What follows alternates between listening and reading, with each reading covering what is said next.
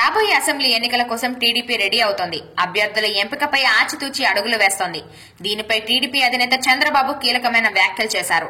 ఎన్నికల కోసం అభ్యర్థుల ఎంపికలో కొత్తగా ఆలోచిస్తుందని అన్నారు. వైసీపీ పార్టీ నుంచి అసంతృప్తులు ఎవరైనా రావాలనుకుంటే కుదరదని అన్నారు. ఒక్క ఛాన్స్ అని జగన్ గెలిచి చెప్పిన ఏ పనిని చేయలేదని, ఋషికొండలో ఏ కట్టడాన్ని కట్టకూడదని చెప్పిన 500 కోట్లతో ప్యాలెస్ కట్టుకుని ఎప్పుడెప్పుడు ప్రవేశించాలా అని జగన్ ఎదురు చూస్తున్నారని విమర్శించారు. శాంతియుతంగా నిరవధిక సమ్మె చేస్తున్న అంగన్వాడీలను ఉన్నతాధికారులు బెదిరిస్తున్నారని అంగన్వాడీ సంఘాలు ఆరోపిస్తున్నాయి. అనంతపురం కలెక్టరేట్ వద్ద సమ్మె చేస్తున్న శిబిరం వద్దకు వచ్చి అంగన్వాడీ వర్కర్స్ ని, హెల్పర్స్ ని పీడీ శ్రీదేవి తీవ్ర పదాలతో బెదిరించారు. అంగన్వాడీ కేంద్రాలు ప్రభుత్వ ఆస్తి అని, వాటి తాళాలను పగలగొట్టే హక్కు ప్రభుత్వానికి ఉందంటూ పీడీ శ్రీదేవి మాట్లాడారు. అంగన్వాడీ వర్కర్స్, హెల్పర్స్ ప్రభుత్వ సంక్షేమ పథకాలు అందుకుంటున్నారని గొప్పలు చెప్తూ ప్రభుత్వంపై పొగడ్తలు కురిపించారు.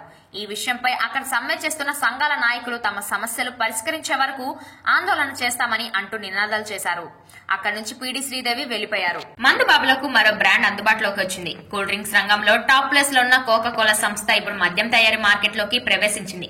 కొత్త లిక్కర్ బ్రాండ్ను ప్రజలకు రుచి చూపిస్తోంది. బ్రాండ్ పేరు లెమన్ డౌ. వీటి విక్రయాలను సంస్థ ధృవీకరించింది. మహారాష్ట్ర, గోవాలో పైలట్ ప్రాజెక్ట్ గా ఈ బ్రాండ్ ని ప్రారంభించారు. ప్రజల నుంచి వచ్చే స్పందనను బట్టి దేశం మొత్తం విడుదల చేస్తామని కోకా కోలా సంస్థ తెలిపింది. ధరల విషయానికి వస్తే గోవాలో 250 ml క్యాన్ ధర 150 రూపాయలు, మహారాష్ట్రలో అదే 250 ml క్యాన్ ధర 230 రూపాయలుగా నిర్ణయించారు. భారత్ దక్షిణాఫ్రికా టీ20 సిరీస్ ముగిసింది. మొదటిది వర్షార్పణం కాగా రెండవ టీ20 దక్షిణాఫ్రికా, మూడవది ఇండియా గెలవడంతో సిరీస్ 1-1తో సమమైంది. సూర్యకుమార్ నేతృత్వంలో టీమిండియాకు రెండవ విజయంగా చెప్పవచ్చు. జోహన్నెస్బర్గర్ లో న్యూ వాండరర్స్ స్టేడియంలో ఇండియా దక్షిణాఫ్రికా టీ20 సిరీస్ 1-1తో సమమైంది. ఆస్ట్రేలియాతో స్వదేశంలో టీ20 సిరీస్ ను 4-1తో చేజిక్కించుకున్న సూర్యకుమార్ యాదవ్ టీం సఫారీలతో సిరీస్ సమం చేసింది. ఈ మ్యాచ్ లో స్కై చేసిన అద్భుత సెంచరీ హైలైట్. భారత్ ఇచ్చిన 202 పరుగుల లక్ష్యాన్ని ఛేదించే క్రమంలో దక్షిణాఫ్రికా 95 పరుగులకే కుప్పకూలింది. ఈ నెల 17వ తేదీన మొదటి వన్డే రోహిత్ శర్మ సారథ్యంలో దక్షిణాఫ్రికాతో జరగనుంది. విశాఖపట్నంలోని జగదాంబ జంక్షన్ లో భారీ అగ్ని ప్రమాదం చోటు చేసుకుంది.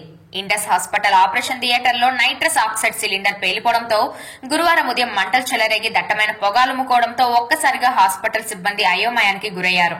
ఐసీయూలో ఉన్న రోగుల పరిస్థితి విషమంగా ఉన్నట్లు సమాచారం.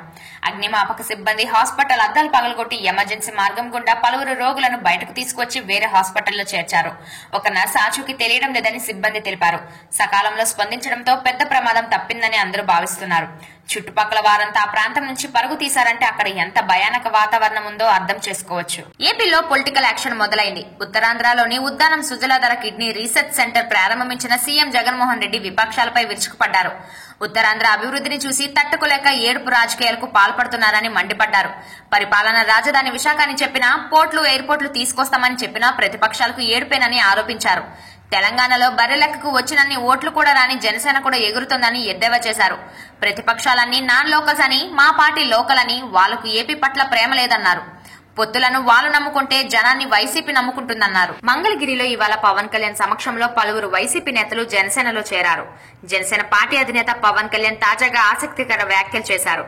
తెలుగుదేశం పార్టీతో కనీసం 10 ఏళ్లైనా పొత్తు కొనసాగాలని ఆశిస్తున్నామని తెలిపారు. రాష్ట్ర విభజన ద్వారా నష్టపోయిన ఏపీ బాగుపడాలంటే 10 ఏళ్లైనా పొత్తు ఉండాలని స్పష్టం చేశారు. వచ్చే ఎన్నికల్లో ఒక్క సీటు కూడా వైసీపీకి వెళ్లకుండా కృషి చేయాల్సిన అవసరం ఉందని పవన్ పిలుపునిచ్చారు. ఏపీ రాజకీయాలు ఒక్కసారిగా వేడెక్కాయి. ఎన్నికలకు మరో 4 నెలలు మాత్రమే సమయం ఉండడంతో అన్ని రాజకీయ పార్టీలు గెలుపుపై ఫోకస్ పెట్టాయి.